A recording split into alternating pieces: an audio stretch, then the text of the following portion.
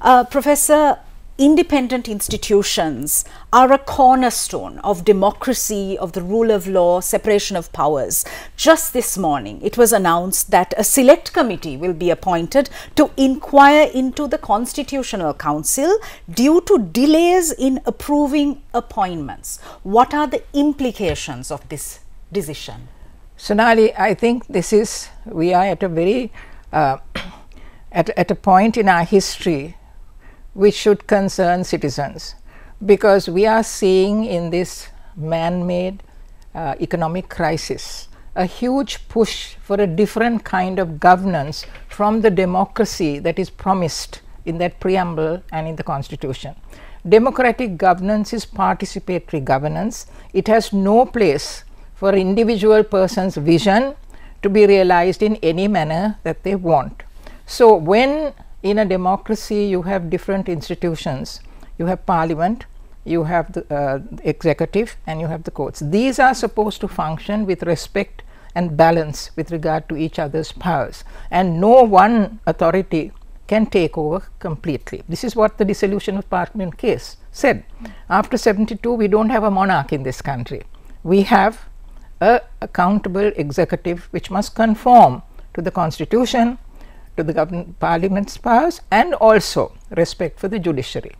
Now, in a constitution which is premised on democracy, you don't have to have only the parliamentary, you have to create other institutions to support this concept of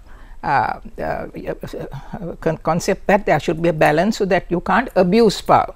Right. That's the whole idea of democracy, that you should not abuse state power. So therefore, we created independent commissions.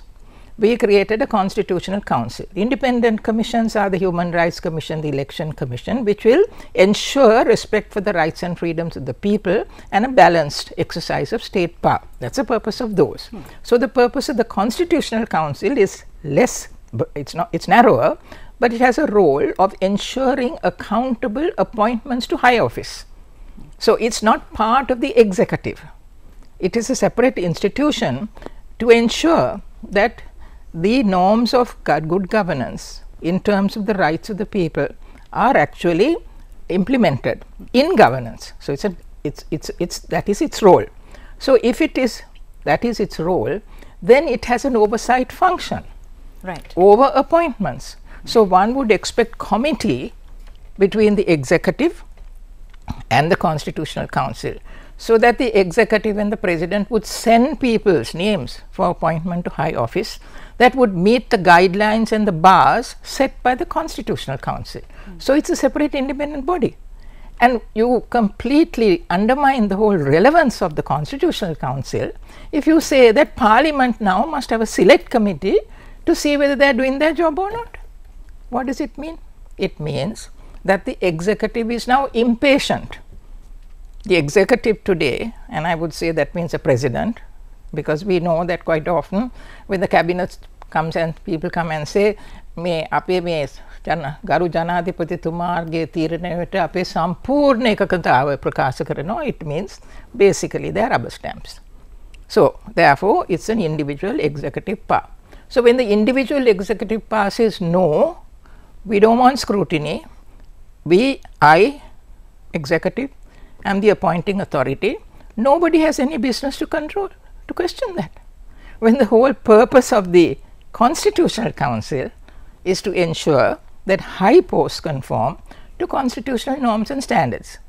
So when there is this kind of hiatus, basically you are dismantling democratic institutions. And that's a sadness for us. You don't want that. If we have democracy in this country, we expect the different arms of government to respect the balance of power between these organs. That's the whole point. So what's the way forward in this scenario? Yes, I would say that this is a very serious issue, and this is the point. When you have a strong majority and an opposition which is in that sense weak, then whatever the opposition says in this regard and questions really doesn't make a difference, but I don't know enough of the select committee process. But I am sure there must be a process by which the opposition can query the very concept of appointing a parliamentary select committee as completely unconstitutional, because the president can't get into conflict with the Constitutional Council. The president is expected to respect the decision of the Constitutional Council, because there are several members, there are 3 outside members, and therefore, if they can't come, if they say, for example, we are not willing to accept this particular appointment, then sorry, he must come up with a different name.